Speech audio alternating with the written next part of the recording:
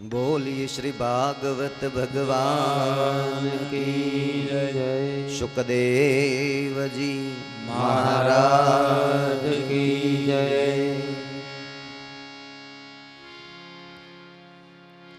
परम पतित पावनी ज्ञान गंगा श्रीमद् भागवत महापुराण ज्ञान यज्ञ नो मंगलमय प्रारंभ करिए। भगवान श्री कृष्णनी बाळ લીલામૃતનું ચરિત્રામૃત પ્રથમ સત્રની કથા દરમિયાન આપણે જોઈ રહ્યા હતા। ભગવાને પોતાના જ ઘરમાં ચોરી કરી એ લીલાને ભાગવતજીમાં દામોદર લીલા કહી છે। માને મુખમાં બ્રહ્માંડના દર્શન કરાવ્યા। કાલી નાગનું ભગવાને દમન કર્યું। એ કથા સવારના સત્રમાં આપણે જાણી ગયા। હવે ભગવાને જે લીલા કરી એ લીલાને લોકોએ ટીકાપાત્ર બનાવી છે। એ લીલાનું નામ છે વસ્ત્રહરણની લીલા।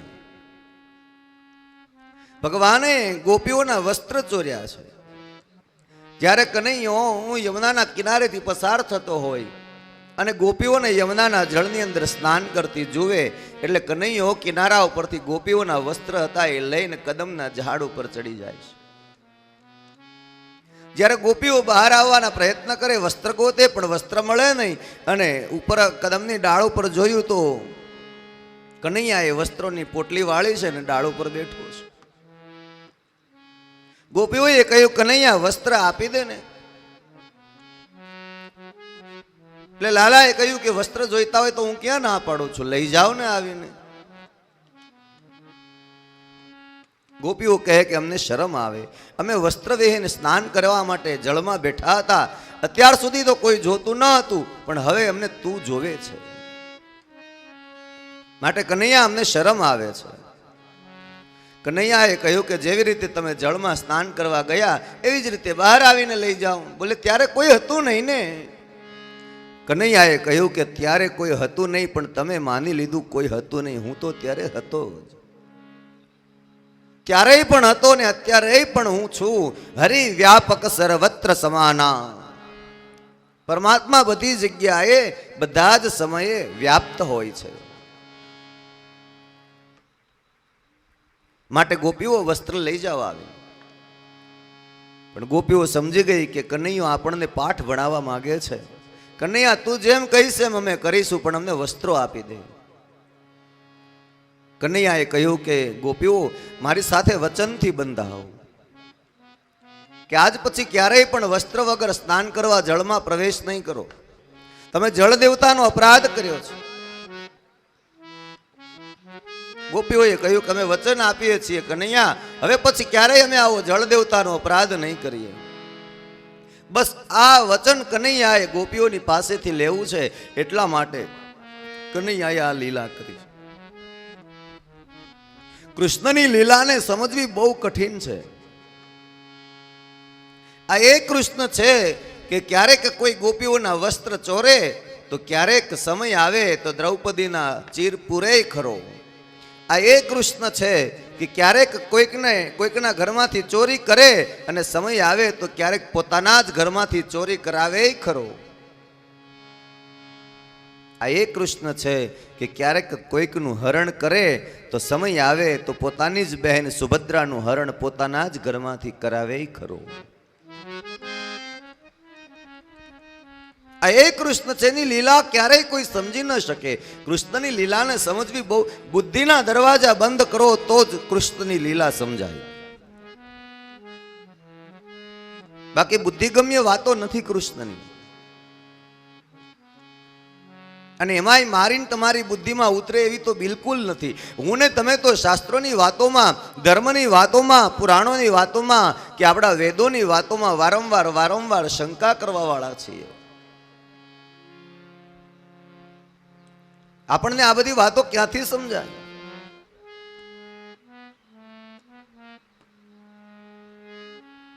ગમે તેટલા વિદ્વાનો આવે અને ગમે તેટલો પ્રયત્ન કરે છતાંય કૃષ્ણની લીલાને એ જ સમજી શકે જે કૃષ્ણને હૃદયથી ઓળખી શકે। એ તો અમારે ભાર્ગવભાઈ એક વક્તા એવા હતા કે કથા કરતા જાય ને ત્યારે વારંવાર કથામાં પૂછતા જાય, સમજાય છે કાંઈ? એટલે જો શ્રોતાઓ એમ કહે ને કે ના નથી સમજાતું, તો કે ન જ સમજાય ને, તમે તો પામર જીવ કેવા હો, તમને ક્યાંથી સમજાય? જો ભૂલે ચૂકે શ્રોતાઓ એમ કે હા સમજાય છે, તો એમ કે સમજાય જ ને, તમને સમજાવે છે કોણ? એમ પણ કૃષ્ણની લીલા સમજવી બહુ કઠિન છે. એના માટે તો હૃદયના દરવાજા ખોલવા પડે. બુદ્ધિના દરવાજાથી ક્યારેય કૃષ્ણને તમે પ્રવેશ ના આપી શકો. બહુ અઘરો વ્યક્તિ છે કૃષ્ણ સમજવો, પણ જેને સમજાઈ ગયો અને જેને મળી ગયો એ બધાય પામી ગયા સાહેબ. નરસિંહ મહેતાએ સમજી લીધો કૃષ્ણને એટલે પામી ગયો, મીરાએ કૃષ્ણને સમજી લીધો એટલે એ પામી ગયા, તુકારામ સેનાનાએ આ બધા કૃષ્ણને પામી ગયા. હું ને તમે હજી બુદ્ધિના દરવાજા ખોલીને બેઠા છીએ એટલે કૃષ્ણ આપણને નહીં સમજાય. એના માટે જ્યારે આપણા બુદ્ધિના દરવાજા બંધ થશે અને હૃદયના દરવાજા ખુલી જશે એટલે કૃષ્ણ શું છે એની ખબર પડશે આપણને.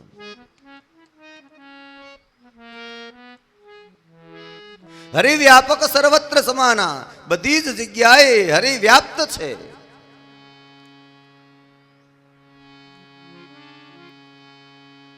એક વખત એક બધા ભક્તોની સભા ભરાય છે. એ બધા ભક્તોની અંદર મીરાબાઈ છે, તુકારામ છે, ગોરા કુંભાર છે, નરસિંહ મહેતા છે. આ બધા સંતોની સભા મળી અને એમાં એમ એમ એક મોટા સંતે ઉભા થઈને એમ કહ્યું કે ગોરા કુંભાર, તમે તો આમ ટકોરો મારો ત્યાં તમને ખબર પડી જાય ને કે માટલું કાચું છે કે પાકું? તમને તો ખબર પડી જાય ને? બોલે હા મને તો ખબર પડી જાય. તો કે આ બધા અહીંયા જે માટલા બેઠા ને એને ટકોરો મારીને કહો ને કે એમાં કયું માટલું પાકું ને કયું કાચું.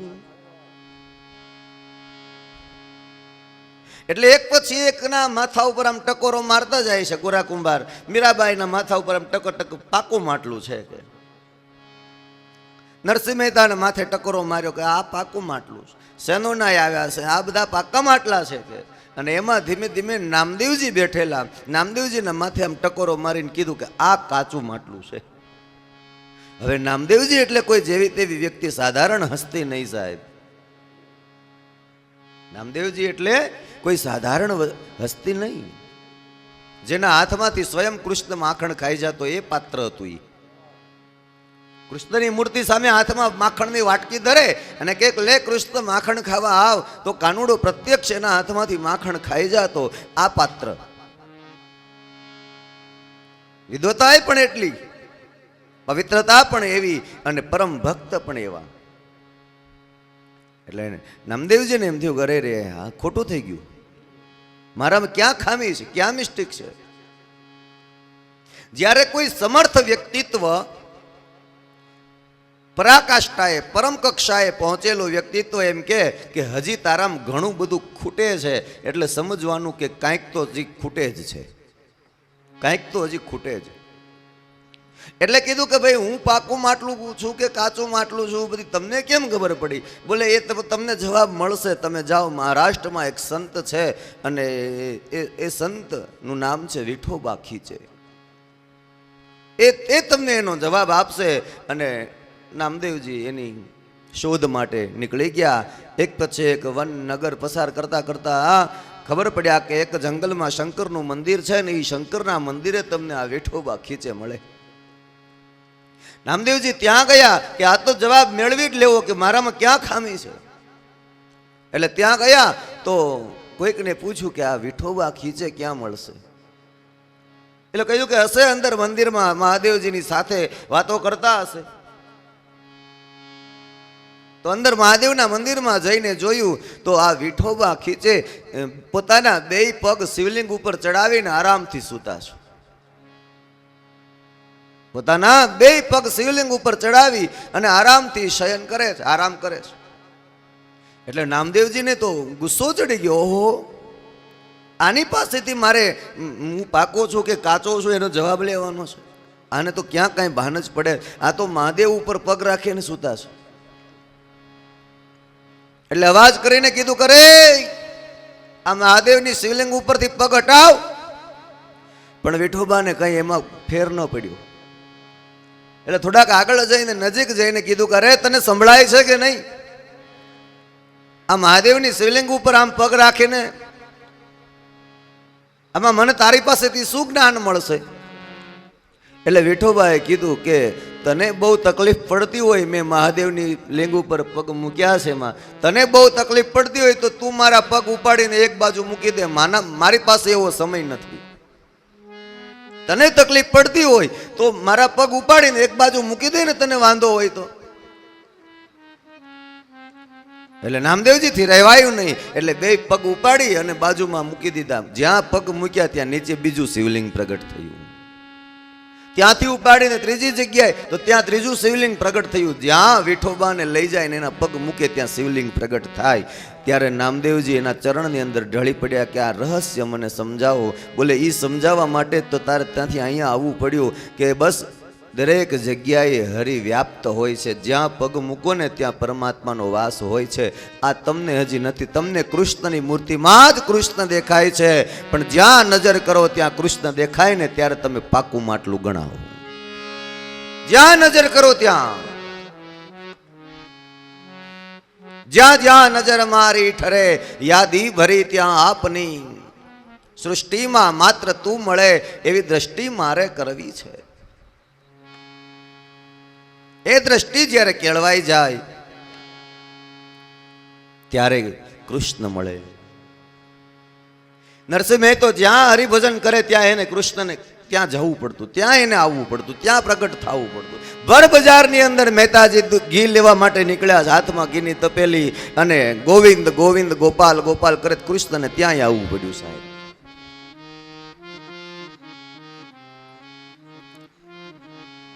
એમ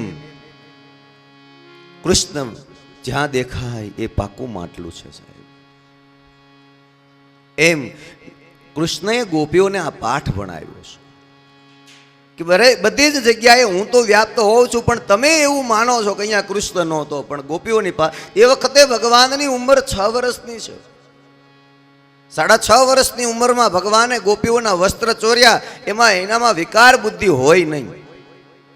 અને આપણે આ કથાની લીલાને આપણે બધાએ ઉલટી સમજી બેઠા અને કૃષ્ણએ ગોપીઓના વસ્ત્ર ચોર્યા. એણે આવું ન કરવું જોઈએ. કૃષ્ણનું વિજ્ઞાન હજી સુધી કોઈ ન સમજી શક્યું કે કૃષ્ણ આ બધું શું કામ કરવાનું. અને જે ન સમજી શકે ને એને જ ભર સભામાં અપમાનિત થવું પડે ને મરાવવું પડે. શિશુપાલ ક્યારેય ન સમજી શક્યો કૃષ્ણને, એટલા માટે તો 100 વખત ભર સભામાં કૃષ્ણને ગાળો આપી અને ચોર છે ને પાખંડી છે ને આવું બોલ્યો એટલે મરવું પડ્યું. સાહેબ તો આમ ભગવાન કૃષ્ણની લીલા, વસ્ત્રહરણની લીલાની કથા બતાવી. ત્યાર પછી ભગવાન ગોવાળિયાઓની સાથે કંઈક વાતો કરતા રમતા હતા. એમાં અચાનક કનૈયાની નજર ગઈ કે નંદબાબા સભા ભરીને બેઠા છે.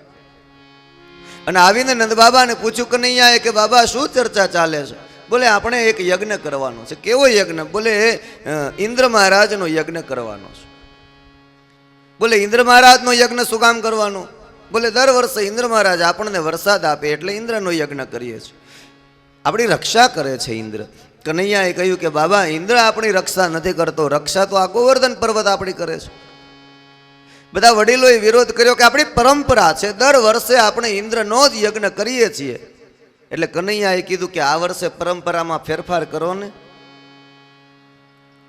આ વખતે ઇન્દ્ર મહારાજના યજ્ઞ કરવાને બદલે ગોવર્ધનનો યજ્ઞ કરીએ, શું વાંધો છે? બધાએ કનૈયાની વાત સ્વીકારી. 4-5 વડીલોએ વિરોધ કર્યો પણ કોઈનો એ વિરોધ ચાલ્યો નહીં. એટલે જે કંઈ પણ યજ્ઞની સામગ્રીઓ બધી એકઠી કરી હતી એ બધી જ ઇન્દ્રના યજ્ઞમાં વાપરવાને બદલે ગોવર્ધનની પૂજામાં વાપરવાનું નક્કી કર્યું. અને તમામ વ્રજવાસીઓ બધા ભેગા થયા. પોતપોતાના ઘરેથી સુગંધિત પદાર્થો, પુષ્પો, કેસર, ચંદન, કુમકુમ, દહીં, દૂધ, માખણ, મિશ્રી, પંચામૃત આદિ બધી વસ્તુઓ લઈ આવ્યા અને ગિરિવર પર્વતની છેક ટોચ સુધી જઈ અને યમુનાના જળથી અભિષેક કર્યો. પંચામૃત, કેસર, ચંદન, કુમકુમ વગેરે ઉપર પધરાવ્યા અને ગોવર્ધન પર્વતનો અભિષેક કર્યો.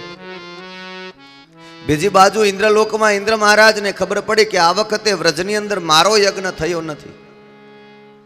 શું કારણથી થયો નથી? બોલે આ વખતે નનકડા એવા કનૈયાએ તમારી વાતનો વિરોધ કર્યો અને એ ગોવર્ધનનો યજ્ઞ કરવા ગયા. બોલે તો પછી જાઓ વ્રજની અંદર એટલો બધો વરસાદ વરસાવો કે આખું વ્રજ પાણીની અંદર ડૂબી જવું જોઈએ. અને ધોધમાર વરસાદ વરસવા લાગ્યો અને એમ કહેવાય કે ચારે બાજુ જળબંબાકાર થઈ ગયું. બધા વડીલોએ કહ્યું કે કનૈયા તે વિરોધ કર્યો ને. ઇન્દ્ર મહારાજ કોપાયમાન થયા. બોલે આ તો વર્ષા ઋતુ વરસાદ થયો, હવે એમાં કઈ ચિંતા શું કરવાની? વરસાદ થયો પણ બંધ થવાનું નામ લેતો નથી. કનૈયા હવે આમાંથી કેમ બચી શકીશું? બોલે આપણે ગોવર્ધનનો યજ્ઞ કર્યો છે તો ગોવર્ધન જ આપણને બચાવશે, એમાં શું વળી નવાઈની વાત? પણ કેવી રીતે બચાવે? એટલે કે ગોવર્ધનનો યજ્ઞ કર્યો હોય તો ગોવર્ધનને અદ્ધર કરો અને નીચે આપણે બધા વ્રજવાસીઓ આવી જઈએ એટલે બધાય સલામત રહે. પણ કનૈયા ક્યારેય કોઈએ પર્વતને ઉપાડ્યો હોય એવું તે સાંભળ્યું છે? બોલે ક્યારેય કોઈએ ઉપાડ્યો ન હોય તો કાંઈ નહીં, આપણે મંગલાચરણ કરો ને. પણ કેવી રીતે? બોલે ચાલો ને હું તમને મદદ કરું. આમ કહીને નાના નાના ખાડા તળેટીની અંદર કર્યા. કનૈયાએ ગોવાળિયાઓને કીધું કે જરાક મને હાથ લગાવો ને. બધા ગોવાળિયાઓ અને કનૈયાની વાત ઉપર ભરોસો આવ્યો, હાથ લગાવ્યો અને ભગવાને જમણા હાથથી સ્પર્શ કર્યો અને ગિરિવર પર્વત અદ્ધર થયો. ત્યાં તો વ્રજવાસીઓને વિશ્વાસ બેસી ગયો અને તમામ વ્રજવાસીઓ ગિરિવર પર્વતની તળેટીમાં નીચે આવી ગયા. ભગવાને પોતાના એક હાથને કમર પર રાખ્યો અને એક હાથની ટચલી આંગળી ઉપર ગિરિવર પર્વતને ધારણ કર્યો અને ફરતા બલરામજી શેષ નારાયણનો અવતાર એવી રીતે વીંટળાઈ ગયા કે એક ટીપું સુદ્ધા પાણી ગોવર્ધનની નીચે આવી ન શક્યું. ગોવાળિયાઓ બધા લાકડીથી ટેકો કરે છે. બધાયના મનની અંદર એમ છે કે અમે આ ગોવર્ધનને અદ્ધર રાખ્યો છે. પણ કનૈયો સમજી ગયો કે આ બધાયને અહંકારના અંકુરો ફૂટ્યા એટલે પોતાના હાથની ટચલી આંગળી જરા નીચે કરી. ત્યાં તો ગોવાળિયાઓ ચીસ પાડી ઉઠ્યા, કરે કનૈયા બચાવ નહીતર મરી જઈશું. ભગવાન કહે કે તમારા મનમાં તો એવું હતું ને કે આ બધું અમે કર્યું છે. એમાં આપણને બધાય નહીં, આ સંસારની અંદર એવું જ લાગ્યા કરે કે આ બધું આપણા કારણે ચાલે છે. પણ યાદ રાખજો, આપણે નહીં હોય તોય આ ચાલવાનું છે, આપણે નહોતા તોય ચાલવાનું છે, અને આપણે છીએ તોય કોઈ ચલાવનારો બીજો છે. આ બધું કઈ આપણા જ કારણે ચાલે છે એવું કઈ છે નહીં. શકટનો ભાર જેમ શ્વાન તાણે હું કરું એ જ અજ્ઞાનતા. શકટનો ભાર જેમ શ્વાન તાણે. આમ આપણને લાગ્યા કરે કે આ બધું આપણા કારણે ચાલે છે, આપણા કારણે દુનિયામાં, આપણા કારણે આપણા ઘરમાં નથી હાલતું, બીજે શું હાલે દુનિયામાં સાહેબ? આપણને એવો વહેમ છે માત્ર કે આ બધું સંસારની તો ગાડી ભગવાનના હાથમાં છે, એ પરમાત્મા ચલાવે છે. 7 દિવસ સુધી મુશળધાર વરસાદ વરસતો રહ્યો અને 7 દિવસ સુધી કનૈયાએ ગિરિવર પર્વતને ધારણ કરીને રાખ્યો. વરસાદનો પ્રવાહ બંધ થયો એટલે ઇન્દ્ર મહારાજે કીધું કે વ્રજની પરિસ્થિતિ શું થઈ? બોલે મહારાજ અમે વ્રજવાસીઓને કંઈ કરી ન શક્યા, આટલો વરસાદ વરસાવ્યો છતાંય વ્રજવાસીઓ સલામત છે. બોલે કેમ એવું કેમ બન્યું? બોલે કનૈયાએ બધાને બચાવી લીધા. બોલે હજી વરસાદ વરસાવો. બોલે હવે જળનો સ્ટોક ખલાસ થઈ ગયો. હવે કૃષ્ણએ બધાને બચાવી લીધા, કઈ પાણીનો સ્ટોક આપણી પાસે છે નહીં. ઇન્દ્ર મહારાજને એમ થયું કે રે કૃષ્ણ તો બ્રહ્મ છે અને મેં એની સાથે દ્વેષ કર્યો. ગિરિવર પર્વતને ભગવાને પાછો નીચે પધરાવ્યો અને ફરી પાછા બધા ભેગા થયા અને ગિરિવર પર્વતની ટોચ સુધી ગયા અને ગિરિરાજ પર્વતની ઉપર જઈ અને ચારે બાજુથી ફરતી ધારાઓ કરી, જલાભિષેક કર્યો, દૂધનો અભિષેક કર્યો, પંચામૃતનો અભિષેક કર્યો, કેસર ચંદન કુમકુમ પુષ્પ આદિ પધરાવ્યા અને બધાએ પોતપોતાના ઘરેથી પ્રસાદ બનાવીને લઈ આવ્યા અને ગિરિવર પર્વતને ધરાવ્યો. એટલો બધો ભોગ ધરાવ્યો પર્વતને કે આખો પર્વત એ પ્રસાદથી ઢંકાઈ ગયો અને તે પ્રસાદનું નામ પડ્યું અન્નકૂટ.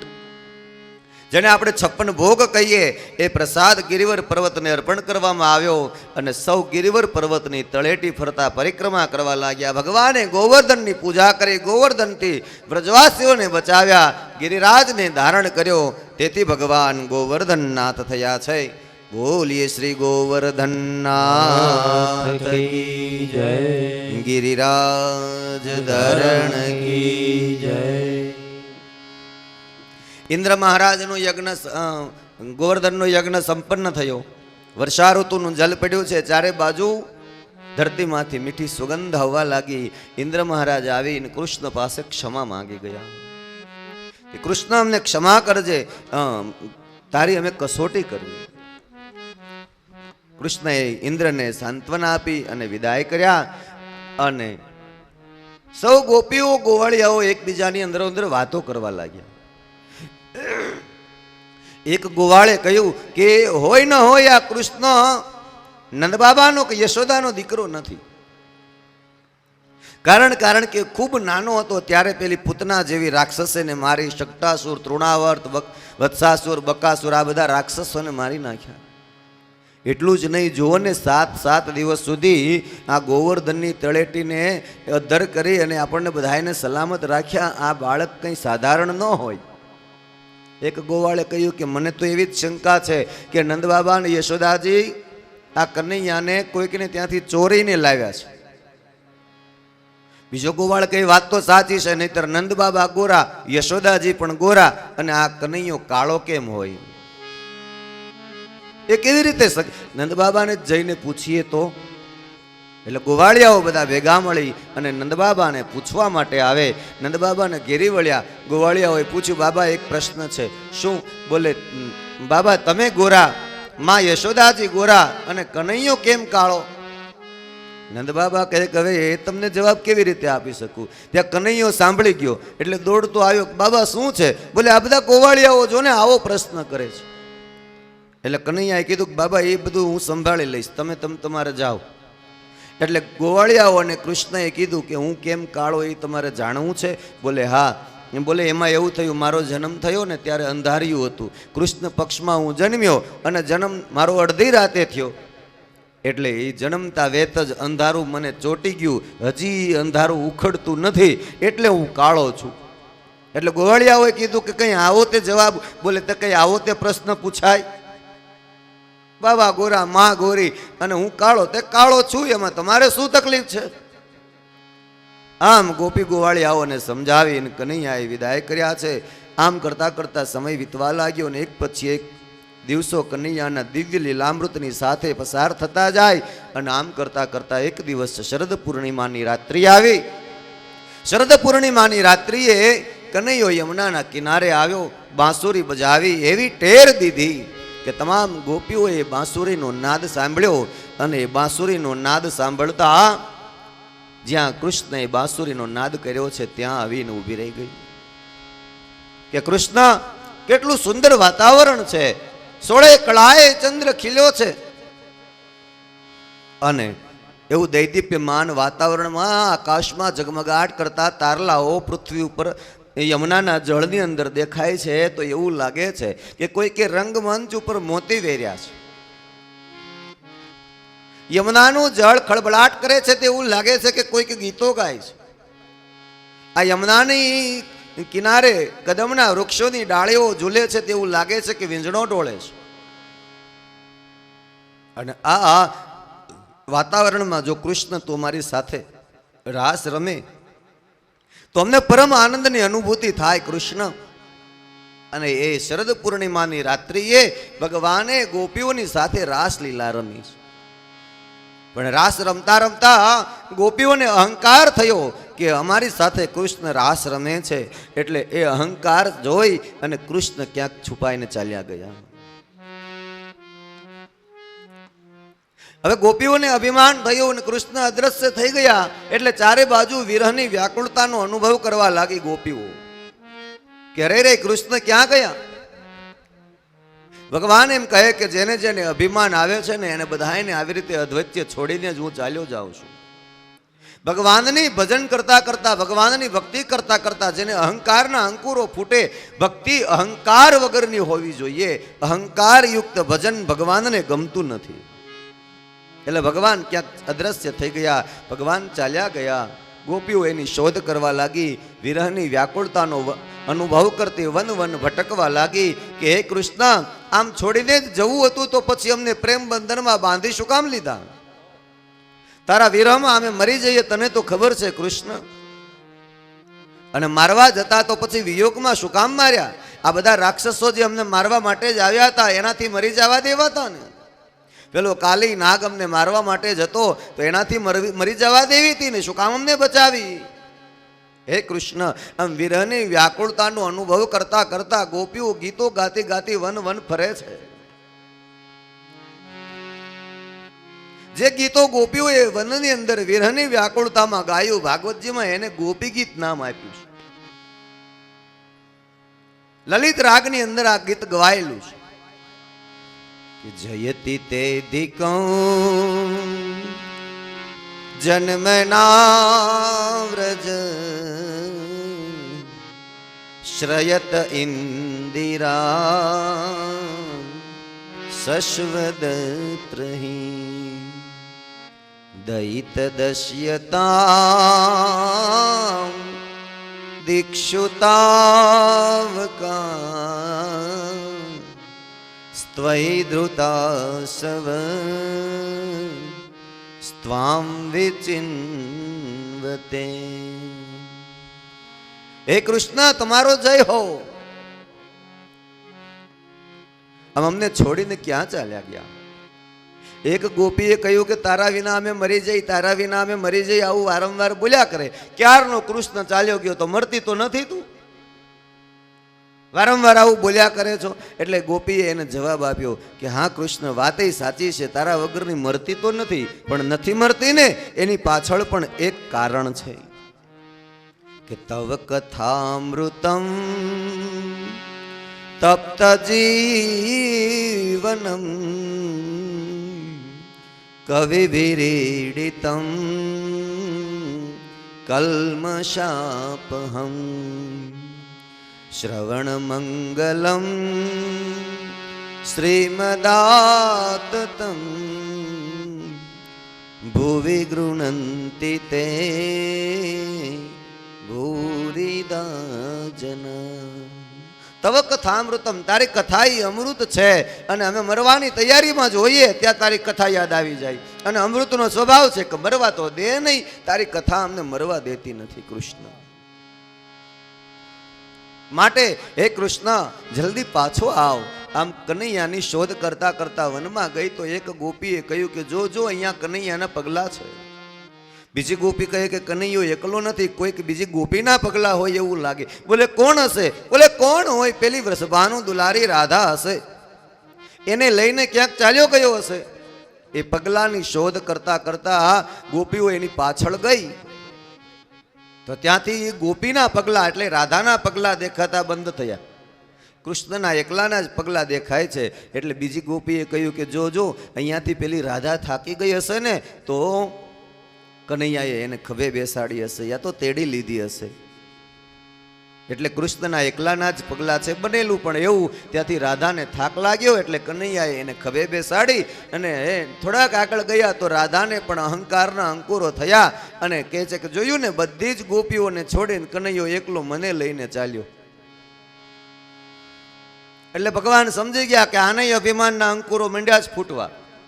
એટલે એક આંબાના ઝાડ નીચે આવીને કનૈયાએ રાધાને કીધું કે રાધા, તારે હિંચકા ખાવા છે તો લે ડાળી પકડ, હું તને હિંચકા ખવડાવું. જેવી રાધાએ ડાળી પકડી એટલે નીચેથી સરકીને કનૈયો નીકળી ગયો. રાધા કહે પણ કનૈયા આમ અધવચ્ચે લટકાડી. બોલે અભિમાન આવે એ આમ જ લટકી પડે, આ તો મારી લીલાનો એ નિયમ છે. જેને જેને અભિમાન આવ્યું એ બધાને આમ જ લટકાડ્યા છે. ફરી પાછી ગોપીઓએ વિનંતી કરીને કૃષ્ણ ગોપીઓના વૃંદની વચ્ચે પ્રગટ થયો છે. ભગવાન એ વખતે ગોપીઓની સાથે રાસ રમતા 3 મંડળની રચના કરે છે. એક મંડળ એવું રચાયું ફરતી ફરતી ગોપીઓને વચ્ચે કનૈયો એકલો છે અને રાસ રમાયો છે. એક મંડળ એવું રચાયું કે એક ગોપીને એક કાન, એક ગોપીને એક કાન. એ મંડળમાં રાસ રચાયો અને એક મંડળ એવું રચાયું કે 2 ગોપી વચ્ચે એક કનૈયો. અને આવા 3 મંડળો રચાયા અને શરદ પૂર્ણિમાની રાત્રિએ કનૈયાએ ગોપીઓની સાથે દિવ્ય રાસલીલા રમી અને અદ્ભુત આનંદ આપ્યો છે. આકાશમાં દેવતાઓ પણ આ રાસલીલાના દર્શન કરવા આવેલા, દેવીઓ પણ આવેલી અને આ અદ્ભુત રાસલીલા શરદ પૂર્ણિમાની રાત્રિએ આજે પણ થાય છે. દિવ્ય દ્રષ્ટિ જેને મળ્યો હોય એને એના દર્શન થાય છે. કૃષ્ણ રમાડે છે રાસ, ગોપીઓ ઘેલી બની છે.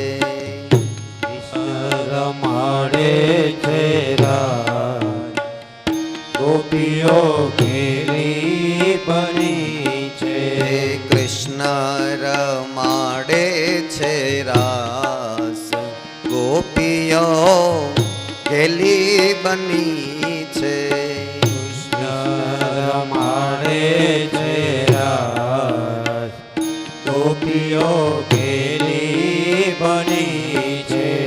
ઘરના તે કામ બધા પડતા મૂકીને, ઘરના તે કામ બધા પડતા મૂકીને. ભગવાનની આ રાસલીલા છે, તાળી પાડીને ગાઈશું.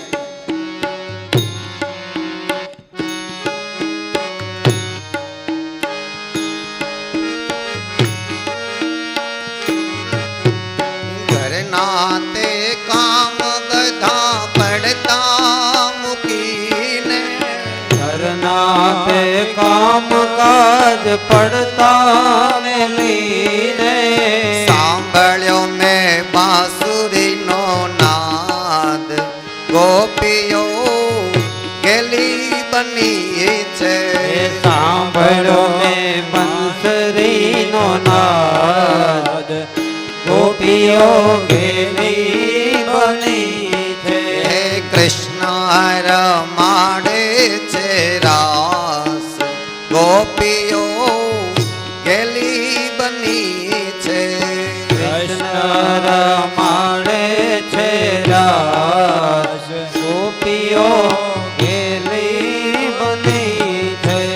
મન રાતે વનમાં રાસ રચ્યો છે. વન રાતે વનમાં રાસ રચ્યો છે. વન રાતે વનમાં રાસ રચ્યો છે. વન રાતે વનમાં રાસ રચ્યો છે. વાલો રમાડે છે રાસ, ગોપીઓ ગેલી બની છે. આનો રમાડે છે રાસ, ગોપીઓ ગેલી બની છે. કૃષ્ણ રમાડે છે રાસ, ગોપીઓ ગેલી બની છે. કૃષ્ણ રમાડે છે રાસ, ગોપીઓ ગેલી બની છે. અવળાયા ભૂષણ પ્રેમેથી પહેર્યા, અવળાયા ભૂષણ પ્રેમથી રે પહેર્યા. અવળાયા ભૂષણ પ્રેમેથી પહેર્યા. અવળાયા ભૂષણ પ્રેમથી રે પહેર્યા. મેં પુર ચડાવ્યા છે કાન, ગોપીઓ ગેલી બની છે. પુર ચડાવ્યા છે કાન, ગોપીઓ ગેલી બની છે. કૃષ્ણ રમાડે છે રાસ, ગોપીઓ ગેલી બની છે. કૃષ્ણ રમાડે છે રાસ, ગોપીઓ ગેલી બની છે. મોરલી રે જળ જમના ને તીરે, મોરલી રે જળ જમના ને તીરે. મોરલી રે જળ જમના ને તીરે. મોરલી રે જળ જમના ને તીરે. વગાડે બલભદ્ર વીરો રે હાલો જોવાને જાય. વગડે બળભદ્ર વીરે રે હાલો જોવાને જાય. વગાડે બલભદ્ર વીરો રે હાલો જોવાન વગાડે બળભદ્ર વીરો રે હાલો જોવાને જાય. જય હો.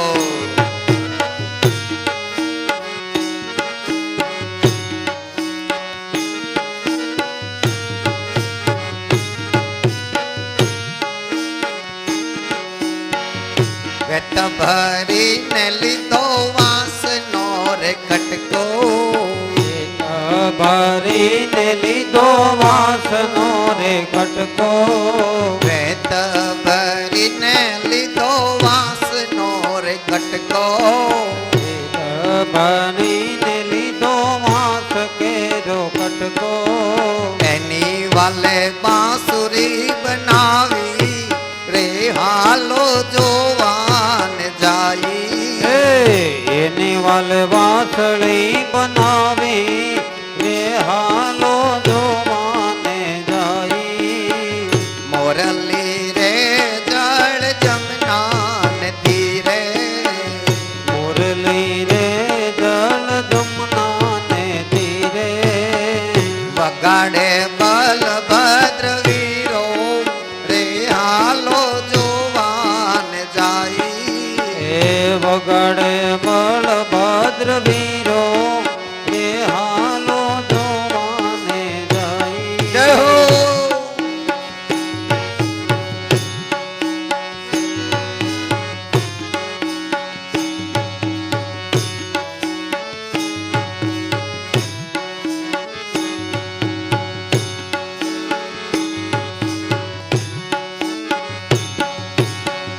આવો આવો કાનજી મારે મંદિરે જોઉં છું વાલા તારી વાટડી. મેં તો ઓઢી ઓરે સાવરિયા પ્રેમે તારી કામડી. આવો આવો કાનજી મારે મંદિરે જોઉં છું વાલા તારે વાટડે. પ્રેમે ઓડી ઓ સાવરિયા પ્રેમે તારી કામડી. क्या बात.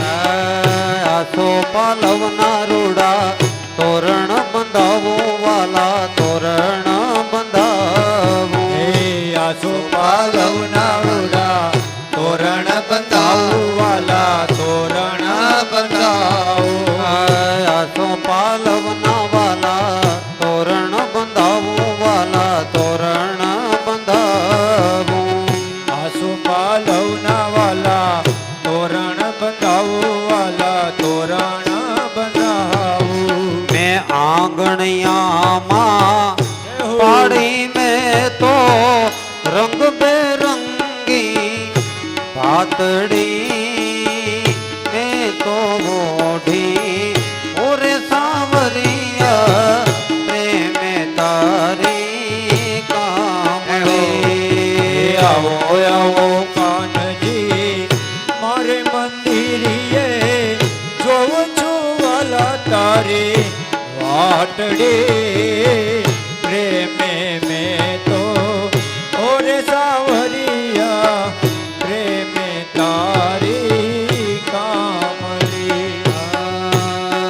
જીવન દે નહીં જવા દવયા જવનમાં રાતલડી રોકું રે. જીવનજી નહીં રે જવા દવ્યા જવનમાં રાત લડી રોકુરે. હે ખમા મારા નંદજી ના લાલ મોરલી તારે વગાડી. ખમા મારા નંદ દીન લાલ મોરલી ક્યારે વગાડી. ખમા મારા નંદજી ના લાલ મોરલી તારે વગાડી. ખમા મારા નંદ દીન લાલ મોરલી કેવી વગાડી. હું રે સુતી મારા શયન ભુવનમાં. હું રે સુતી મારા શયન ભવનમાં.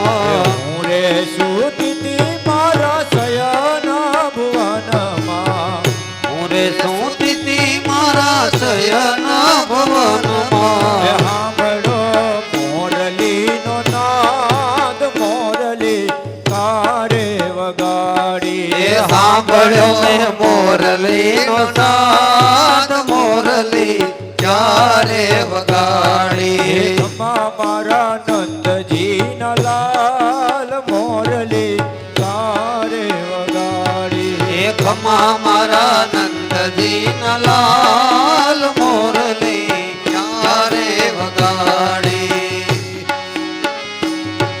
એ કલડા કે મરે વાય સોમ વિના વાલાજી કલડા કે મરે વાય તમ વિના વાલાજી એ મંદિર ખાવા જાય તમ વિના વાલાજી મંદિર ખાવા જાય તમ વિના વાલાજી એ કલડા કે મરે વાય તમ વિના વાલાજી એ કલડા કે મરે વાય તમ વિના વાલાજી મારે જોગ તોલ રજની જાય તમ વિના વાલાજી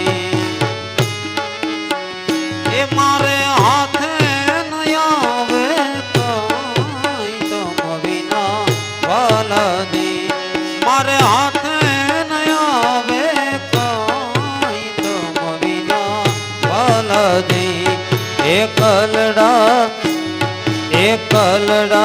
કે મરે વાય તમ વિના વાલાજી ઓય કલડા કે મરે વાય તમ વિના વાલાજી હું તો કાગળિયા લખી લખી થાકી કાનુડા તારા મનમાં નથી એ હું તો કાગળિયા લખી લખી તાકે કાનુડા તારા મનમાં નથી હું તો કાગળિયા લખી લખી થાકી કાનુડા તારા મનમાં નથી હું તો કાગળિયા લખી લખી તાકે કાનુડા તારા મનમાં નથી આવા શિયાળાના ચાર ચાર મહિના આવ્યા આવા શિયાળાના ચાર મહિના આવ્યા આવા શિયાળાના ચાર મહિના આવ્યા આવા શિયાળાના ચાર મહિના આવ્યા મારા કાળજડા ઠરી ઠરી જાય રે કાનુડા તારા મનમાં નથી મારા કાળજડા ઠરી ઠરી જાય રે કાનુડા તારા મનમાં નથી હું તો કાગળિયા લખી લખી થાકી કાનુડા તારા મનમાં નથી હું તો કાગળિયા લખી લખી થાકે કાનુડા તારા મનમાં નથી ઓ રંગ રસિયા ક્યાં રમ્યા આવ્યા રાસનો આ ખલડી નાથી રે ઉજાગરો ક્યારે કીધો રંગ રસિયા ક્યાં રમ્યા આવ્યા રાસ જોવા આંખલડી ના શિરે ઉજાગરો ક્યારે કીધો અમે ગયા તા મણિયારાને આટજો આજે અમે ગયા તા મણિયારાને હાટજો આવી ચૂડલિયું રે મુલવતા વાણલા ભાઈ ગયા એવી ચૂડલિયું રે મુલાવતા માણલા વાઈ ગયા એ મારું વન રાવણ છે રૂડો રે વૈકુંઠ નહીં રે આવું મારું વન રાવણ છે રૂડું વૈકુંઠ નહીં રે આવું એ નહીં આવું નંદજીના લાલ રે વૈકુંઠ નહીં રે આવું મારું વન રાવણ છે રૂડું રે વૈકુંઠ નહીં રે આવું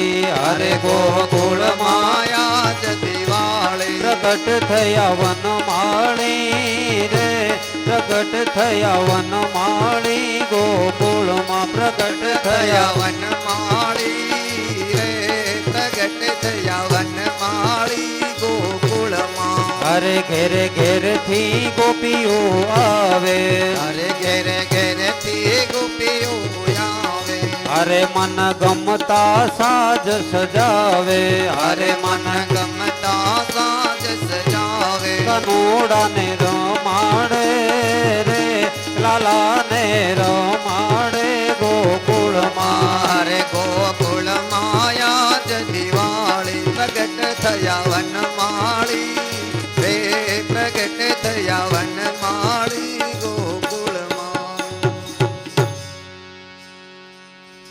બોલો કૃષ્ણ કનૈયા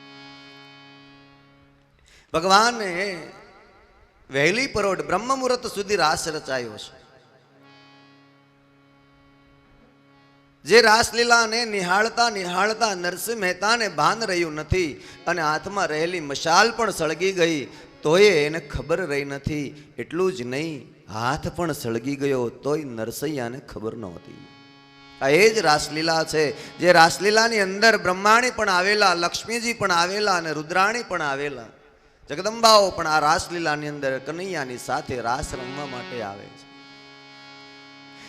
શરદ પૂર્ણિમાની રાત્રિએ જગદંબા પાર્વતી જ્યારે શૃંગાર કરતા હતા, મહાદેવે કહ્યું કે દેવી ક્યાં જાઓ છો? બોલે કનૈયાની દિવ્ય રાસલીલા વૃંદાવનની અંદર થઈ રહી છે, મારે ત્યાં રાસ રમવા જવું છે. એટલે મહાદેવજી કીધું કે કનૈયો અમારો ઈષ્ટદેવ, રાસ રમવા તમે એકલા એકલા ચાલ્યા જાઓ એવું થોડું ચાલે. પણ મહાદેવ તમે ત્યાં આવી ન શકો. કેમ ના આવી શકાય? બોલે તમે પુરુષ છો ને, ત્યાં માત્ર સ્ત્રીઓને જ પ્રવેશ મળે, ત્યાં કોઈ પુરુષને પ્રવેશ મળતો નથી. એટલે મહાદેવજીએ કહ્યું કે એવું કંઈ થોડું ચાલે, મારે તમારી સાથે રાસ રમવા માટે વૃંદાવનમાં આવવું છે. પણ પાર્વતીએ બહુ સમજાવવાના પ્રયત્ન કર્યા, મહાદેવજી માન્યા નહીં. મહાદેવજી કહે તકલીફ તો એ જ વાતની છે ને કે હું પુરુષ છું, તો હું સ્ત્રી બનવા તૈયાર છું, મને ગોપી બનાવો, મારે કનૈયાની રાસલીલામાં આવવું છે. પાર્વતીજી ખડખડાટ હસવા લાગ્યા કે મહાદેવ તમને ગોપી બનાવવામાં સમય કેટલો લાગી જાય? પહેલા તો આ શરીર ઉપર ભસ્મ, આ મોટો જટાનો અંબોળો, નાગણીઓના કુંડળ, ખોપડીઓની માળા ને આ બધું દૂર કરો, પછી તમે રાસલીલામાં જઈ શકો. મહાદેવજીએ કહ્યું કે દેવી તમે ગમે તે કરો પણ મારે કનૈયાની રાસલીલામાં આવવું છે. બહુ સમજાવવા છતાંય જ્યારે મહાદેવ ન માન્યા એટલે પાર્વતી ગોપી બનાવવા માટે તૈયાર થયા. તો પછી ભગવાન મહાદેવ આ જટામાં જરાક લટ છોડો ને તો ગંગાજી પ્રગટ થાય તો તમને સ્નાન કરાવું, આ ભસ્મ બધી શરીર ઉપરથી કાઢો. એટલે ભગવાન મહાદેવજીએ જટામાંથી એક લટ છોડી અને એક લટ છોડીને ગંગાજીને પ્રગટ કર્યા. જગદંબા પાર્વતીએ એમાંથી ગંગાથી સ્નાન કરાવ્યું ભગવાન મહાદેવને, અને ભગવાન ભોળિયોનાથને ભગવતી પાર્વતી ગોપી બનાવે છે, શૃંગાર કરાવે છે. એક બાર શિવ ભોલે ભંડારી बन कर के ब्रिज नारी गोकुल में आ गए, ओ गोकुल में आ गए. एक बार से भोले भंडारे बन कर ब्रिज किनारे गोकुल में आ गए, ओ गोकुल में आ गए. पार्वती ने मना किया,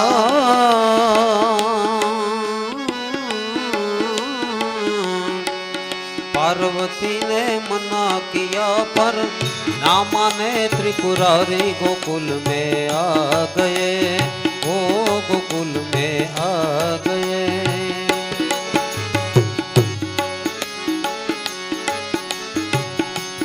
ओ मोरे भोले बाबा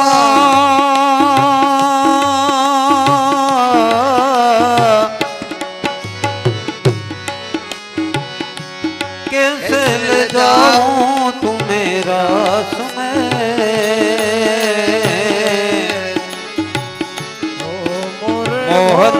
सिवा कोई दूजा न जावे इस रास में। हाथी करेगी ब्रिज की नारी,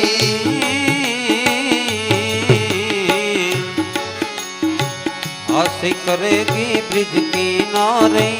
मानो बात हमारे गोकुल में आ गए, ओ गोकुल में आ गए। મોહન કે સિવા કોઈ દૂજા ના આવે, કનૈયા સિવાય કોઈ બીજો પુરુષ આવતો નથી.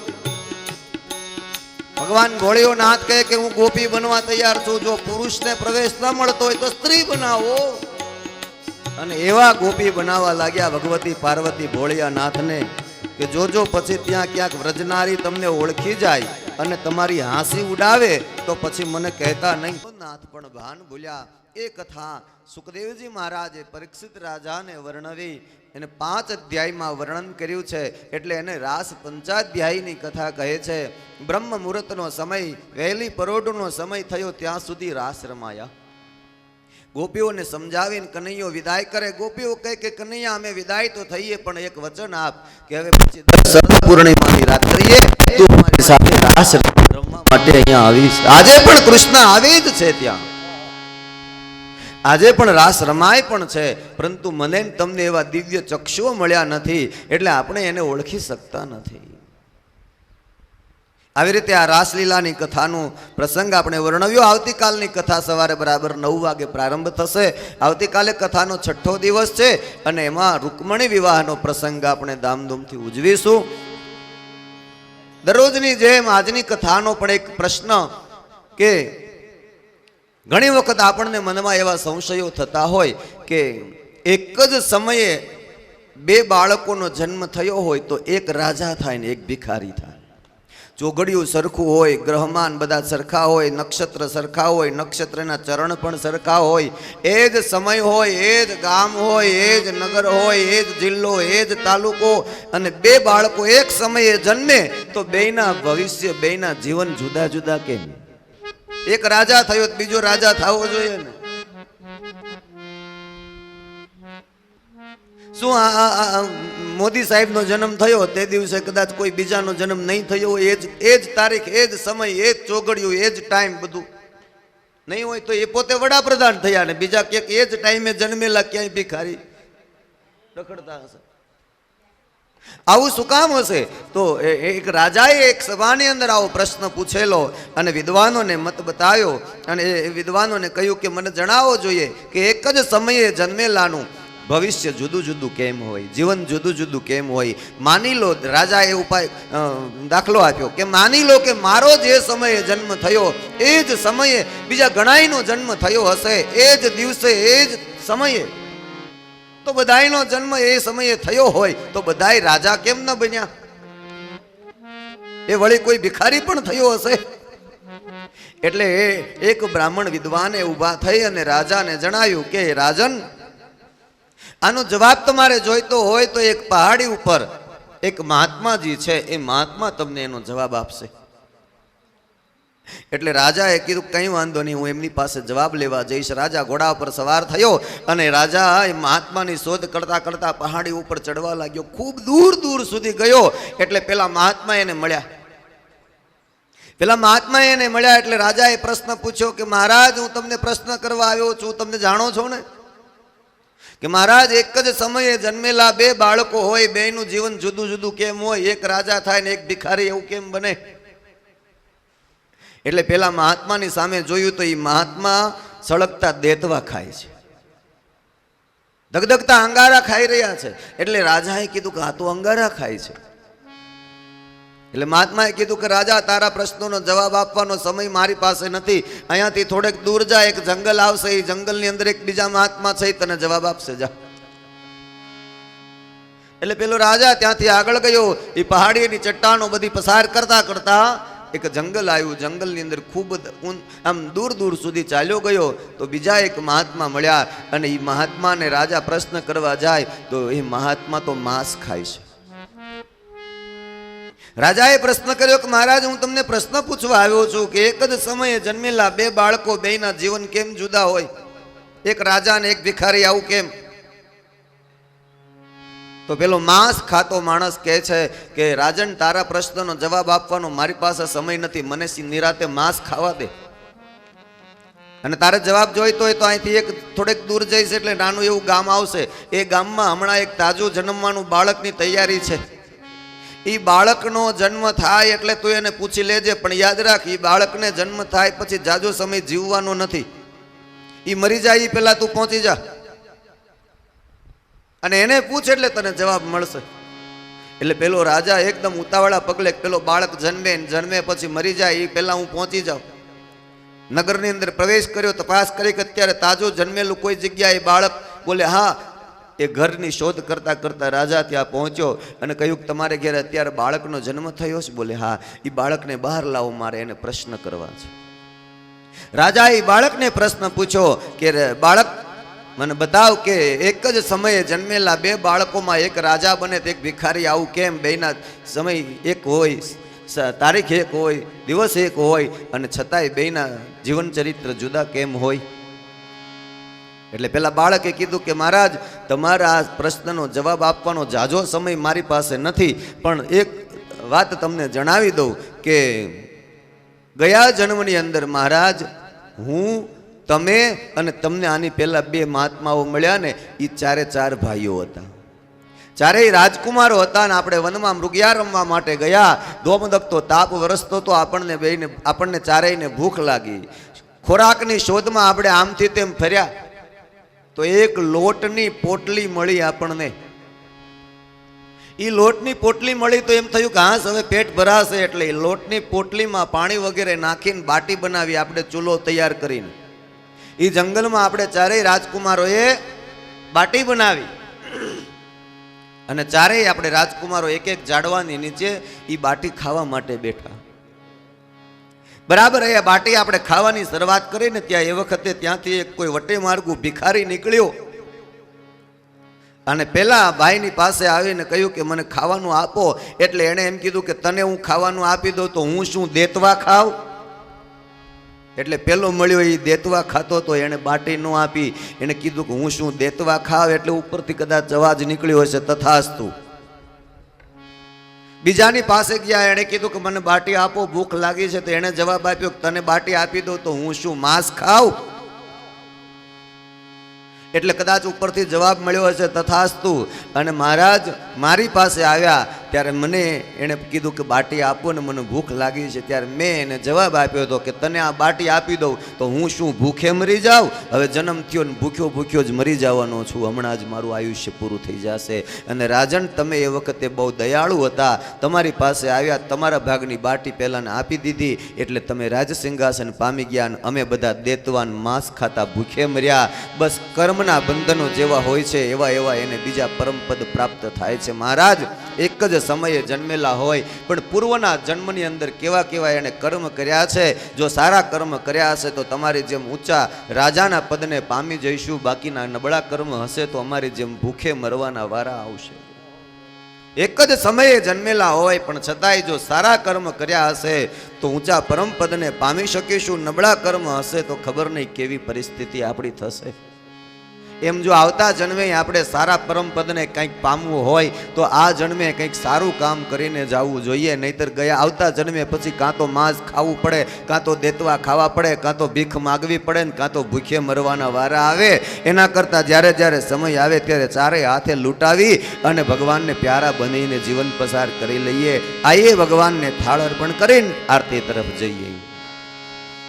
વાલમાં હો વાલમાં સોનાના થાળમાં, વાલમાં હો વાલમાં સોનાના થાળમાં, વાલમાં હો વાલમાં સોનાના થાળમાં, વાલમાં હો વાલમાં સોનાના થાળમાં. તમને જમાડું મારા નાથ વાલમાં, તમને જમાડું મારા નાથ વાલમાં. એ જમવા પધારો મારા નાથ વાલમાં, જમવા પધારો મારા મારા નાથ વાલમાં વિદુરજીની તમે બાજીને આરોગી વિદુરજીની તમે બાજીને આરોગી વિદુરજીની તમે બાજીને આરોગી વિદુરજીની તમે બાજી આરોગી બાજીમાં કીધો તમે વાસવાલમાં બાજીમાં કીધો તમે વાસવાલમાં એ બાજીમાં કીધો તમે વાસવાલમાં બાજીમાં કીધો તમે વાસવાલમાં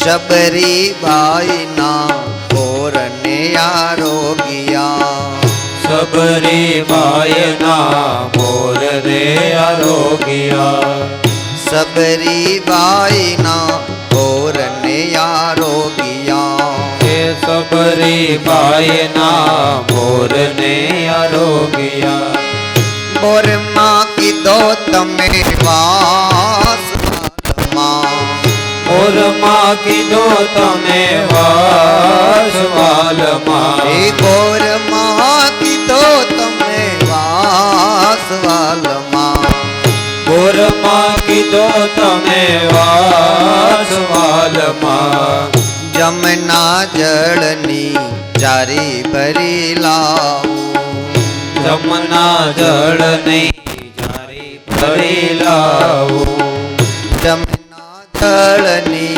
જારી ભરી જમના જળ નહીં જારી ભરી લાવો આચમન કરાવું મારા નાથ વાલમાં આચમન કરાવું મારા નાથ વાલમાં આચમન કરાવું મારા નાથ વાલમાં આચમન કરાવું મારા નાથ વાલમાં લવિંગ સોપારીને એલચી હું લાવ્યો લવિંગ સોપારીને એલચી મંગાવ્યો લવિંગ સોપારીને એલચી હું લાવું લવિંગ સોપારીને એલચી મંગાવ્યો મુખવાસ કરાવું મારા નાથ વાલમાં મુખવાસ કરાવું મારા